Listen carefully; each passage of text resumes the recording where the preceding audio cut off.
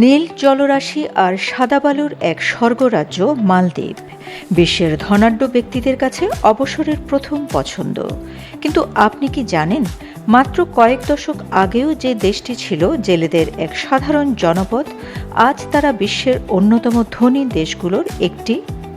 অন্যদিকে আমাদের হাতে রয়েছে বিশ্বের দীর্ঘতম প্রাকৃতিক সমুদ্র সৈকত কক্সবাজার এবং সূর্যাস্ত সূর্যোদয়ের কুয়াকাটা। প্রশ্ন জাগে, মালদ্বীপ যা পেরেছে আমরা কেন তা পারছি না? মালদ্বীপ মানেই যেন প্রকৃতির ক্যানভাসে আঁকা এক ছবি।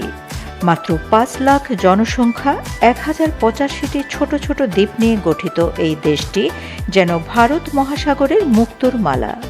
এখানকার প্রতিটি দ্বীপ একটি স্বয়ংসম্পূর্ণ রিসোর্ট। স্বচ্ছ পানির নিচে রঙিন প্রবালের রাজত্ব আর সমুদ্রের ওপর দাঁড়িয়ে থাকা কাঠের কটেজগুলো পর্যটকদের দেয় এক রাজকীয় অভিজ্ঞতা।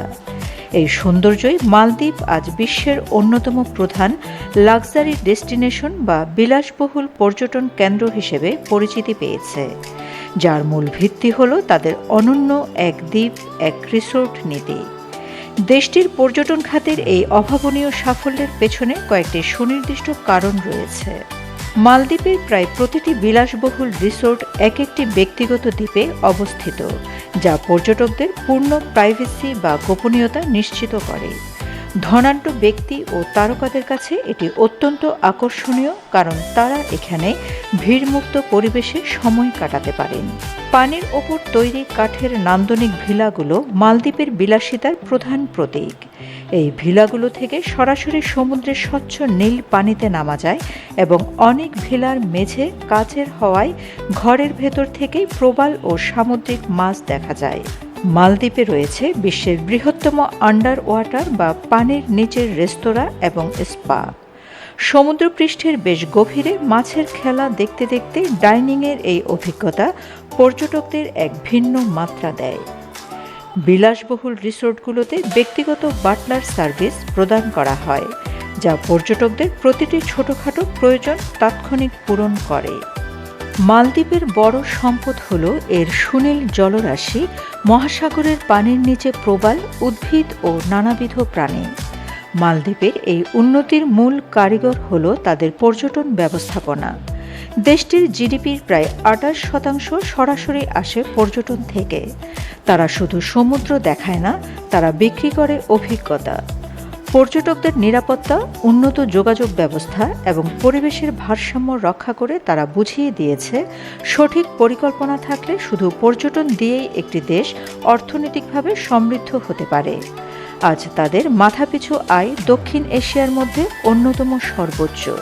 প্রতিটি দ্বীপে বিদ্যুৎ পয়ঃনিষ্কাশন ও সুপেয় পানির ব্যবস্থা করা হয়েছে। প্রতিটি দ্বীপের আভ্যন্তরীণ রাস্তাগুলোকে পাকা করা হয়েছে। নৌ পরিবহনের ক্ষেত্রে বেসরকারি খাতকে সম্পৃক্ত করা হয়, এজন্য তাদের ভর্তুকি দেওয়া হয়। পরবর্তী সময়ে চীনা সহায়তায় মালে হলুমালে ভেলেনা বিমানবন্দরকে সংযুক্ত করে সেতু ও সড়ক নির্মাণ করা হয়।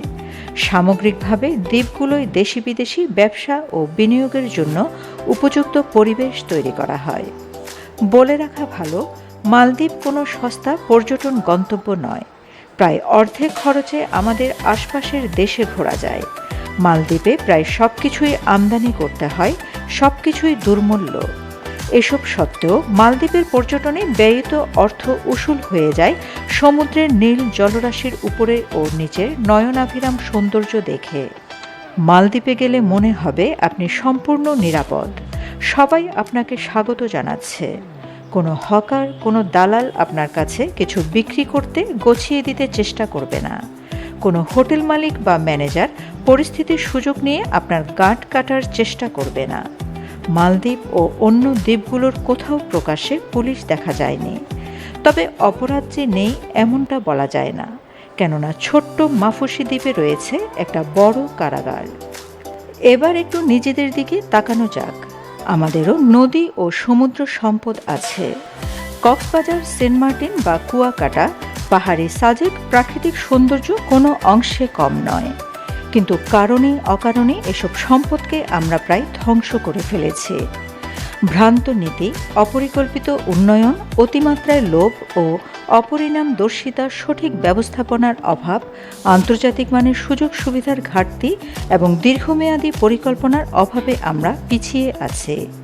মালদ্বীপ যেখানে প্রতিটি দ্বীপকে পর্যটন কেন্দ্র হিসেবে গড়ে তুলেছে, আমরা সেখানে এখনও যানজট আর অপরিচ্ছন্নতা নিয়ে লড়াই করছি।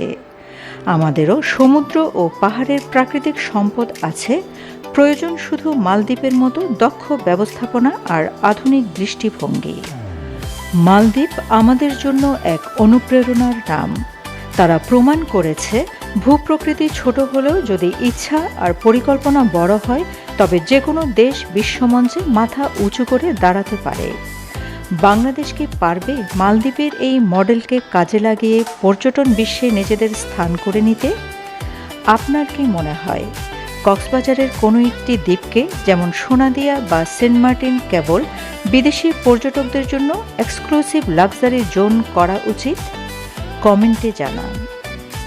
Shamima Chowdhury Shammi, BNA news 24। আমার সোনার বাংলা, আমি তোমার